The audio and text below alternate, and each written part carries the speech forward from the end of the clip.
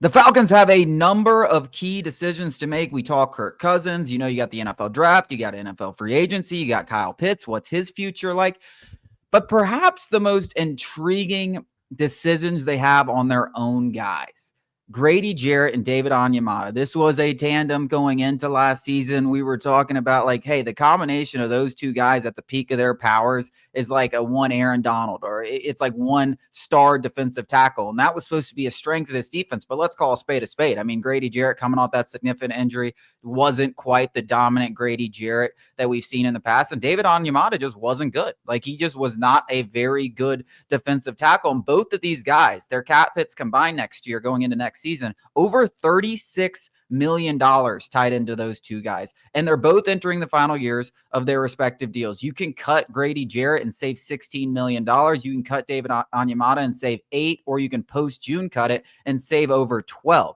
So their futures with the Falcons, while they were two key pieces going into last season, are definitely cloudy at best. Even Grady Jarrett, who's been such an integral piece, the heart and soul of the Atlanta Falcons. Yeah, heart and soul is right. If you want to talk about one guy who, at least from a fan perspective, is just so important to us, more than, up there with the greats, Matt Ryan, Julio Jones. I mean, there's only been one player that stuck through this absolute, just the worst. Jake Matthews, the GOAT. Jake Matthews, you're right. Jake Matthews. Never hear about that guy. The Honda Civic of left tackles. That guy never breaks down. I mean, Jake Matthews. But Grady Jarrett right there. Those two guys are the only ones still left from that Super Bowl run. And, it feels awful to talk about it like this is a business. What's best for the Falcons might be moving on from Grady Jarrett, but it's like,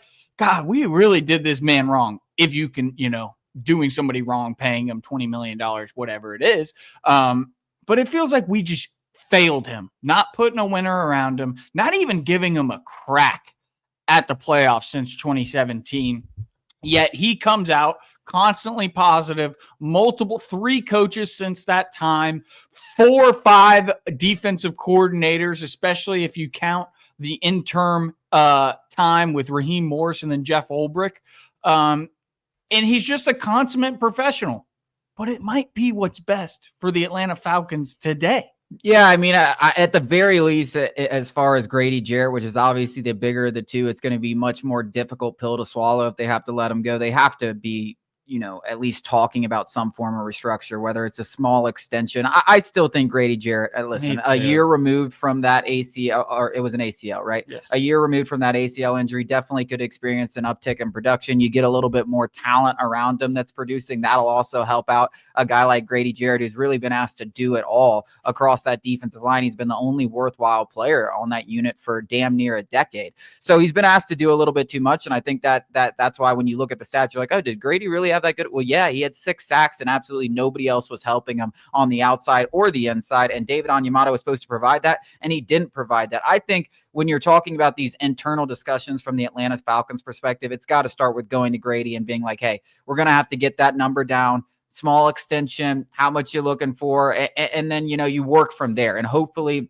Grady Jarrett, who even despite through all of this, and maybe it changes as he enters the twilight years of his career, he wants to go play for something a little more surefire, and nobody could blame him. He refuses. Then you have to make that difficult decision. But from everything Grady's shown us, he's been willing to work with the team, and I hope that doesn't change and you're able to retain him. But if he's not willing to work and he's like, no, this is how we're doing it, and then I'm going to free agency next year, or you're moving me or whatever, it's time to, I'm not going to say, you probably don't outright cut Grady Jarrett. I got to feel like there's going to be some trade suitors out there, even at a higher cap hit, because he's been such an impactful player for so long. Well, his base salary is less than his cap hit, so. Yeah. No, so it'll be there will be options for you out there, I believe, on the trade market. It's something that if he's not willing to restructure and get that number lower, I don't think you have much of a choice if you're the Atlanta Falcons. Onyemata, on the other hand, seems like a a big cut candidate.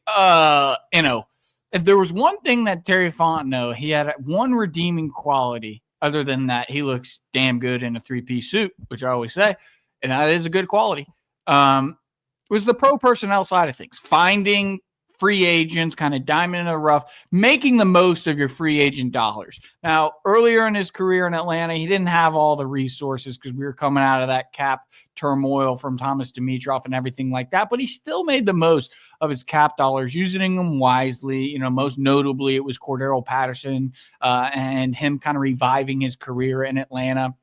And then more recently, when he got, enough funds to go after some of the bigger names, Jesse Bates, obviously already one of the best signings in Falcons history, still got 2 years left on his deal.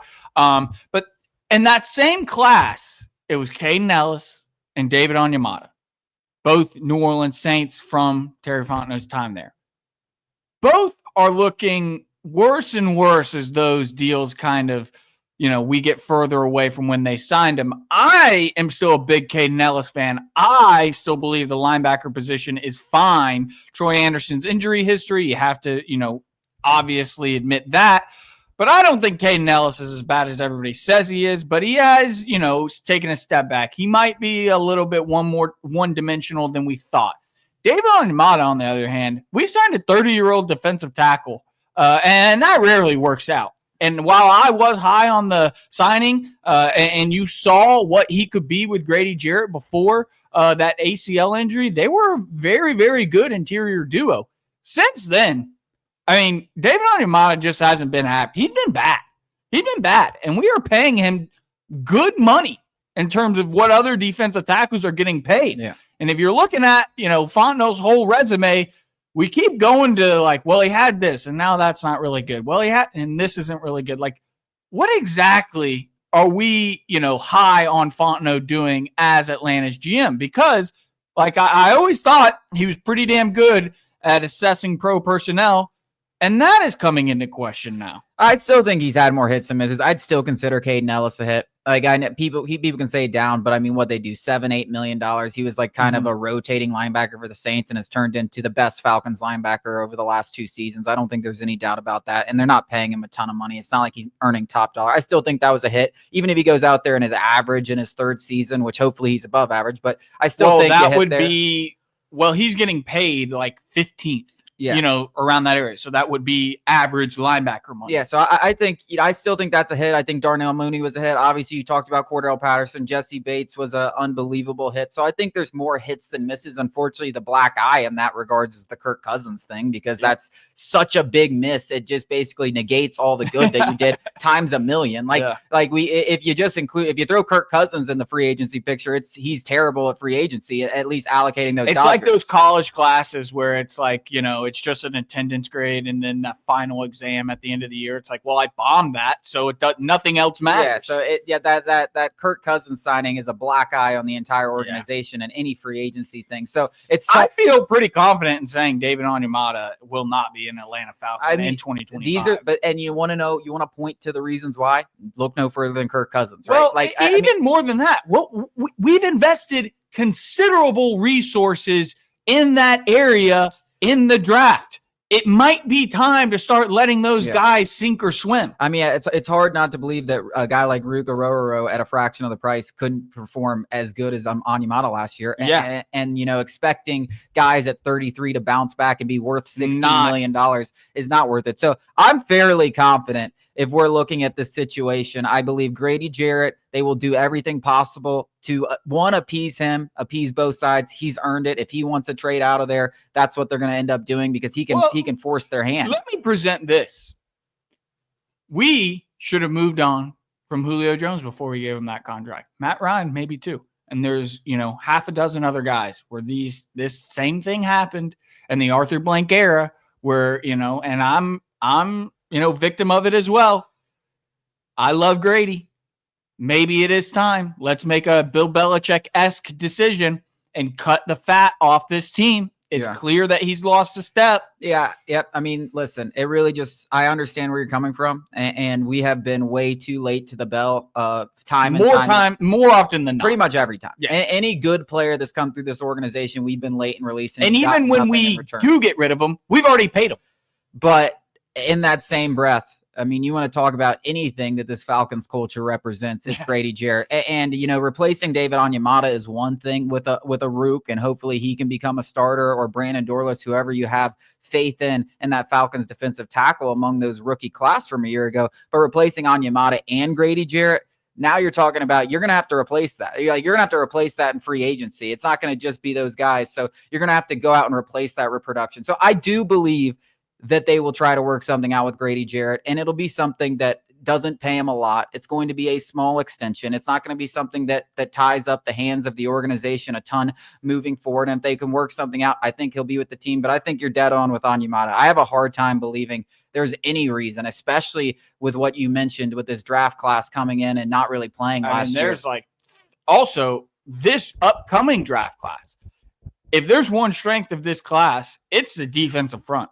I mean, I saw Albert Breer, or somebody way smarter than me, say there's 25 starters along the defensive front in this class. And is there any reason for the Falcons not to get 3 of those guys? Yeah. I mean, let's be real. Yeah. I just don't understand, Well, we only have 3 draft. I'm just kidding. But go out there and draft every single defensive lineman that you can and put an end to this issue. Or trade all those picks for Myles Garrett. I don't care what you do, but let's fix the single most glaring issue we've seen from this organization for 2 decades. More.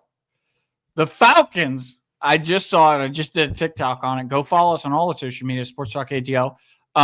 That we were second to last year, but we are last in sacks in the past 5 years, 10 years, and 20 years in the NFL. We are last in sacks in every single one of those terms. Yeah. That's crazy. There's a stat I love to use, and it stays true every single season because they never break. The Falcons have not finished top 10 in the league in sacks since 2004, when, of course, they were first, right? 2004, so that was a fun time. They were first that season, and they have not finished in the top 10 in over 2 decades. So there you have it. Let's fix this issue, whether Jarrett Onyemata is a part of it, but they got a lot to work to do across that defensive front.